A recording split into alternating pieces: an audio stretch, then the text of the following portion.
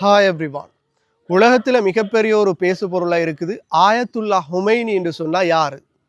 Iran Ayatullah ஹொமைனி Israel America படையால் கொலை செய்யப்பட்டிருக்காரு. இது Iran இரண்டாவது ஆயத்துல்லா ஹொமைனி. ஆயத்துல்லா ஹொமைனி என்று சொல்லுவது அவருடைய பேர் கிடையாது, இது ஒரு பதவிக்குரிய பேராக இருக்குது. ஆன்மீக தலைவரை குறிப்பிடுகிற பேராகத்தான் ஆயத்துல்லா ஹொமைனி என்று சொல்லுவது இருக்குது. ஈரான்ட 2 ஆயத்துல்லா ஹொமைனிகள் இதுவரைக்கும் ஆட்சி செஞ்சிருக்காங்க. ஈரான் 1950க்கு முன்னுக்கு வரங்காட்டி மிகப்பெரிய பொருளாதார வீழ்ச்சிக்கு கீழுக்கு இருந்த மன்னர் ஆட்சியில் இருந்த ஒரு நாடு.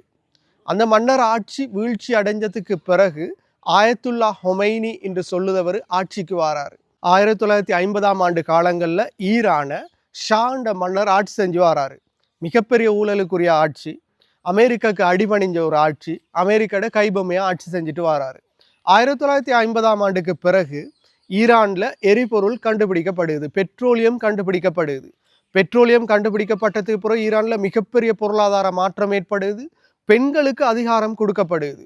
இந்த பெண்களுக்கு அதிகாரம் கொடுக்கப்பட்டு இஸ்லாமிய நடைமுறைகள் பின்பற்றப்படையில்லைன்ற மிகப்பெரிய விமர்சனம் ஏற்பட்டு நிலையில இதுக்கு எதிராக ஒருத்தர் செயற்படுகிறார். பல்கலைக்கழக மாணவர்களை மினச்சி கொண்டு செயற்படுகிறார். ரூஹுல்லா முசாவி என்று சொல்லுதவர் செயற்படுகிறார். அதால இவர் நாடு கடத்தப்படுகிறார். பல நாடுகளுக்கும் கடத்தப்பட்டு கிட்டத்தட்ட 14 வருஷங்கள் நாடு கடத்தப்பட்ட நிலைமையில மீண்டும் 1979ஆம் ஆண்டு ஈரானுக்கு திரும்பி ஈரான்ல மிகப்பெரிய புரட்சி ஏற்படுத்தப்பட்டு ஈரான்ட ஆன்மீக தலைவராக ஆயத்துல்லா ஹொமைனியாக இவர் பதவி ஏற்கிறார். இதுதான் முதலாவது ஆயத்துல்லா ஹொமைனியாக ஈரான்ல பதவி ஏற்காங்க. ஈரான்ல அதிபர் தேர்தல் 4 வருடங்களுக்கு ஒரு முறை நடைபெற்றாலும் ஆயத்துல்லா ஹொமைனி ஆன்மீக தலைவர் தான் மிக பெரும் தலைவராக, அவருக்கு கீழுக்குத்தான் அனைத்து நிர்வாக கட்டமைப்புகளும் இயங்கக்கூடியதாக இருக்கும். இந்த நிலைமையில தான் ஆயத்துல்லா ஹொமைனி 1989ஆம் ஆண்டு உயிரிழந்ததுக்கு பிறகு 2வது ஆயத்துல்லா ஹொமைனியாக இப்ப கொலை செய்யப்பட்டிருக்குது அலி ஆயத்துல்லா ஹொமைனி பதவிக்கு வாராரு. மிகப்பெரிய மாற்றங்களை ஈரான்ல செஞ்சு மிகப்பெரிய ஆட்சியை செஞ்ச ஒருத்தரா, மேற்கத்தியத்தை எதிர்த்து ஆட்சி செஞ்ச ஒருத்தரா, அமெரிக்காவுக்கு இறுதி மூச்சு வரைக்கும் அடிபணியாத ஒருத்தரா ஆட்சி செஞ்ச ஒருத்தரா ஆயத்துல்லா ஹொமைனி இருக்காரு. அலி ஆயத்துல்லா ஹொமைனி. இறுதி அலி ஆயத்துல்லா ஹொமைனி தான் கொலை செய்யப்படுகிறாரு. அவர் கொலை செய்யப்பட்டதுக்கு பிறகு மீண்டும் 3வது ஆயத்துல்லா ஹொமைனியையும் ஈரான் தெரிவு செஞ்சிருக்குது. இது ஈரான் வரலாற்றுல 3வது ஆயத்துல்லா ஹொமைனியா இருக்காங்க. ஆயத்துல்லா ஹொமைனியை ஏன் இவங்க கொலை செய்யணும்?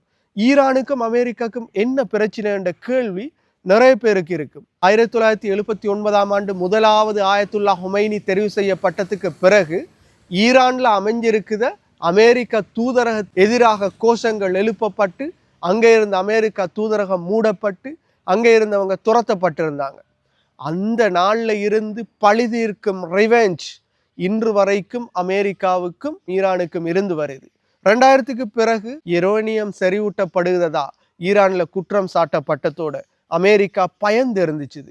ஈரான்கிட்ட அணு ஆயுதங்கள் இருக்குது, எங்களுக்கு எதிரான ஆயுதங்கள் இருக்குது, ஈரான் எங்களையும் தாக்கும் என்ற பிம்பங்களை உருவாக்கி இருந்தாங்க. இப்படியான ஒரு சிச்சுவேஷன்ல மத்திய கிழக்கு நாடுகள்லையும் சரி உலக நாடுகள்லையும் மிகப்பெரிய ஆயுத வளம் உள்ள நாடாக ஈரான் வளர்ச்சி அடையுது. இது எல்லாத்தையும் அழிக்கணும். மத்திய கிழக்குல இஸ்ரேல் தான் தலதூக்கி நிற்கணும். அமெரிக்காவுடைய கைக்கூலியா இஸ்ரேல் அங்க இருக்கணும். வேறு எந்த நாடும் எழும்பக்கூடாதுன்றதுக்காக அமெரிக்கா தொடர்ச்சியா செயற்படுது. இப்படியான ஒரு செயற்பாட்டில தான் இறுதியாக ஆயத்துல்லா ஹொமைனி டொனால்ட் ட்ரம்ப் திட்டமிட்ட சதியால இறுதியாக கொலை செய்யப்படுதாங்க. ஆயத்துல்லா ஹொமைனிகள் எத்தனை பேர் என்றாலுமே அவங்க கொலை செய்யலும், இருந்தாலும் ஈரானை இறுதி வரைக்கும் அடிபணிய வைக்க முடியாதுன்றதை அலி ஹொமைனி நிரூபிச்சு காட்டிட்டு போயிருக்காரு. எனவே அடுத்த கட்டமா இந்த மத்திய கிழக்குலையும் ஈரான்லையும் என்ன நடைபெறும் என்றதை பொறுத்திருந்து பார்ப்போம். மீண்டும் ஒரு வீடியோ பதிவில் சந்திக்கும் வரை தனியொருவன் யூடியூப் சேனலை சப்ஸ்கிரைப் செய்யாதவங்க சப்ஸ்கிரைப் செஞ்சு உங்களோட ஆதரவுகளை வழங்குங்க.